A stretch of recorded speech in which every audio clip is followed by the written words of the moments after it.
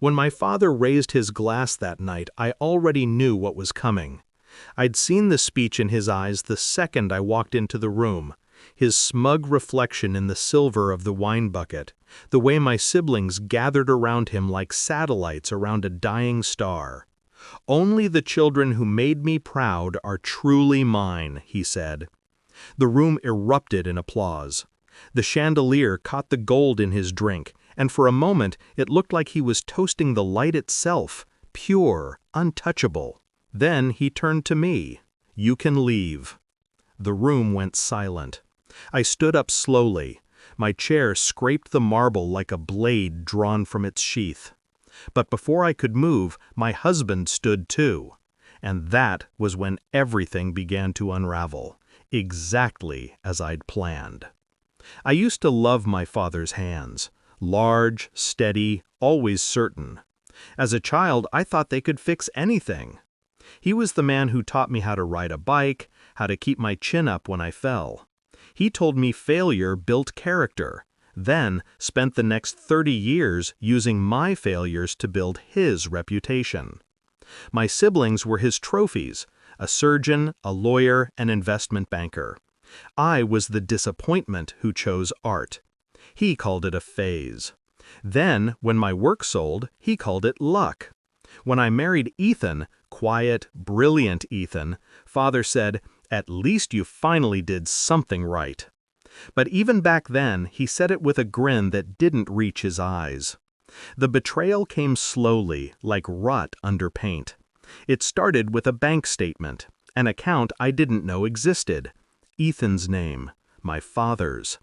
Then an email, accidentally forwarded, from my husband to my father. "She doesn't suspect a thing." I didn't cry, not once. Instead, I made tea, sat at my desk, printed every document. It took 3 weeks to understand what they'd done, how they'd shifted my inheritance into a trust, moved funds through shell companies. My father had always treated money like morality. Ethan treated it like oxygen. Together, they'd taken what was mine and made it disappear. The night I confronted Ethan, I didn't accuse him. I asked him if he loved me. He said yes, too quickly. That was when I decided how this would end.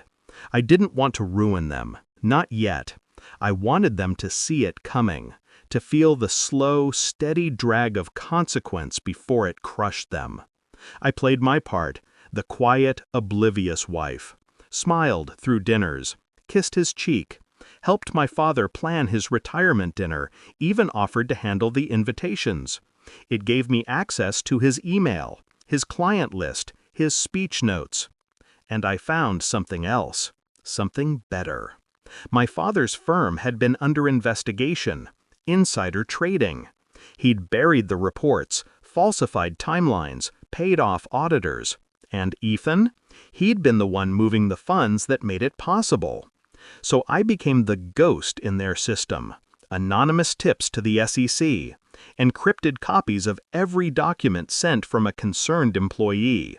I timed it perfectly, 3 months before the dinner, just long enough for the investigation to mature, but not long enough for them to suspect where it came from.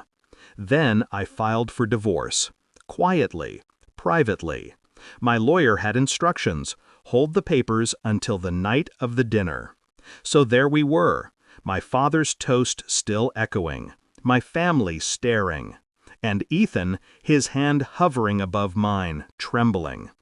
"Actually," he said, his voice cracking just slightly, "we both have something to say."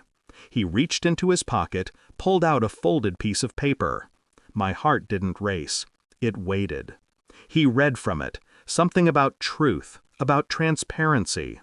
But before he could finish, 2 men in suits entered from the back. They weren't guests. They were federal agents. The silence that followed was perfect, surgical. They called my father's name first, then Ethan's. The guests froze, forks midair, faces pale and wide-eyed. "What is this?" my father barked. I looked at him, really looked at him, for the first time in years. The man who taught me that strength meant never flinching. This, I said quietly, is what proud looks like. He opened his mouth to speak, but the agents were already pulling him toward the door. Cameras flashed. My siblings stared at me like they didn't know who I was. Maybe they didn't. The next morning, the news broke. Headlines everywhere. Financer and son-in-law arrested in fraud scandal. I watched it from my kitchen, sunlight spilling across the table. My coffee steamed. My phone buzzed with calls I wouldn't answer. People called it poetic justice. I didn't. It was just balance. I'd spent my whole life trying to earn a place at his table. Turns out I didn't need one. I built my own. And for the first time, when I raised my glass, I toasted to no one but myself.